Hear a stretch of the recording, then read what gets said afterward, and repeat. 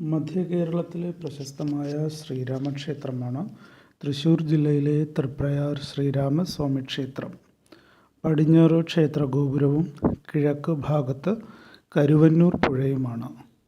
കിഴക്കും പടിഞ്ഞാറും നടപ്പന്തലുള്ള അപൂർവം ക്ഷേത്രങ്ങളിൽ ഒന്നാണിത്. ടിപ്പുവിൻ്റെ പടയോട്ടക്കാലത്ത് ക്ഷേത്രത്തിന് ചില കേടുപാടുകൾ വരുത്തി. തരണനല്ലൂർ മനക്കാരാണ് തന്ത്രി. ശാസ്താവ് ഗണപതി, ദക്ഷിണാമൂർത്തി, ഗോശാല കൃഷ്ണൻ, ഹനുമാൻ സങ്കല്പം എന്നിങ്ങനെയാണ് ഉപദേവതാ പ്രതിഷ്ഠകൾ. പുരാതന കാലത്ത് ഇത് ഒരു ശാസ്താക്ഷേത്രമായിരുന്നുവെന്നും പറയപ്പെടുന്നുണ്ട്. ഇന്നും പത്താമുദയത്തിനും ദശമി വിളക്കിനും ഉപദേവനായ ശാസ്താവിനെ എഴുന്നള്ളിക്കുന്നുണ്ട്. ആദ്യകാലത്ത് ഈ ക്ഷേത്രത്തിൻ്റെ ഉടമസ്ഥാവകാശം, പരിപാലനാവകാശം എന്നിവ സാമന്തൻ നായർ രാജാവായ വാക്കയിൽ കൈമളിനായിരുന്നു.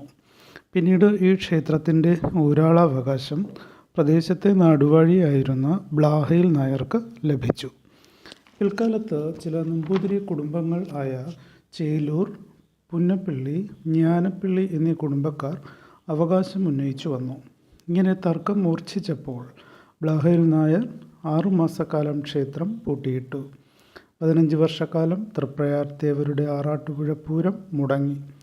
കൊല്ലവർഷം 1016 വരെ ബ്ലാഹയിൽ നായരുടെ കൈവശമായിരുന്നു ഈ ക്ഷേത്രം. 1040 മുതൽ ഈ ക്ഷേത്രം കൊച്ചി സർക്കാർ ഏറ്റെടുത്തു. ഇപ്പോൾ ക്ഷേത്രം കൊച്ചി ദേവസ്വം ബോർഡിൻ്റെ കീഴിൽ പ്രവർത്തിക്കുന്ന സർക്കാർ സ്ഥാപനമായി മാറി.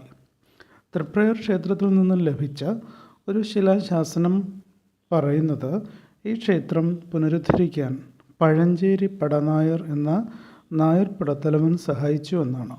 ഇക്കാര്യങ്ങൾ മലബാർ മാനുവൽ ഉൾപ്പെടെയുള്ള ഗ്രന്ഥങ്ങളിൽ രേഖപ്പെടുത്തിയിട്ടുണ്ട്. 19-ാം നൂറ്റാണ്ടിലെ ചരിത്ര രചയിതാവായിരുന്ന ശ്രീ പി. ശങ്കുണ്ണി മേനോൻ ബ്ലാഹയിൽ കുടുംബാംഗമാണ്.